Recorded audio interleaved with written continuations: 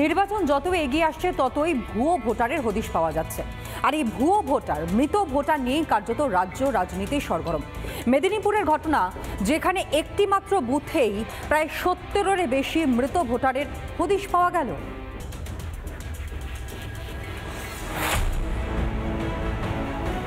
Voter রয়েছে 1200-এর বেশি, সেখানে মৃত ভোটারের সংখ্যা 70 জনেরও বেশি। এজন্য বিএলও দায়ী।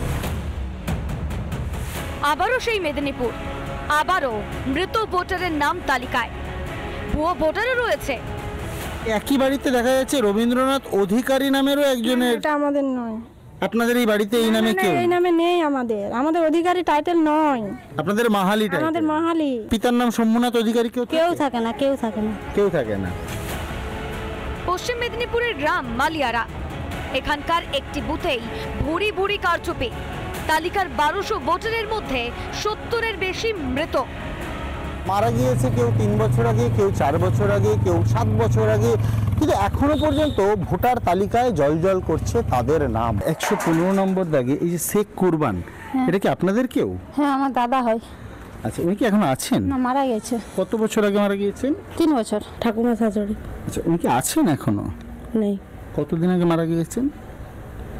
3-4 বছর হবে। এই যে শেখ আমিনুদ্দিন মাসির, আপনার মায়ের নাম আর বাবার নাম? বাবা মারা গেছে 4 বছর মতন হবে, মা বছর 2 মতন হবে।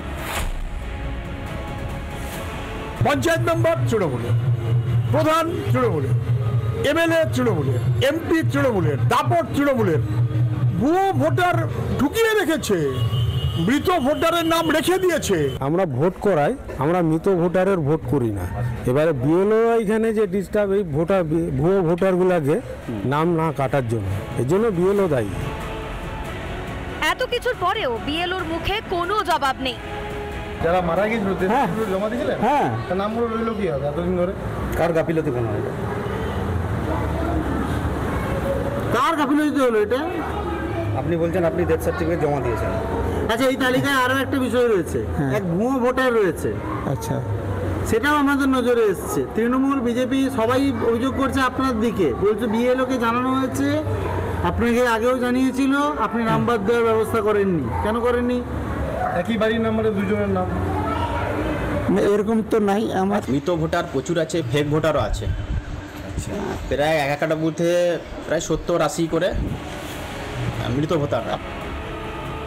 এর আগে মেদিনীপুর শহরের একটি বুথে 49 জন মৃত ভোটারের হদিশ মিলেছিল।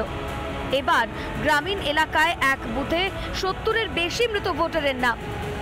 জালিয়াতির জাল অনেক গভীরে। কেঁচো খুঁড়তে রীতিমতো কেউটের হদিশ পাওয়া যাচ্ছে। মেদিনীপুর থেকে ক্যামেরা পার্সন মৃন্ময়ের সঙ্গে সুদীপ্ত, রিপাবলিক বাংলা। নানা ধরনের কন্টেন্ট দেখার জন্য লাইক করুন, শেয়ার করুন আমাদের ফেসবুক পেজ, সাবস্ক্রাইব করুন আমাদের ইউটিউব চ্যানেল। পাশাপাশি অন্যান্য ব্রেকিং নিউজের জন্য অবশ্যই চোখ রাখুন রিপাবলিক বাংলায়।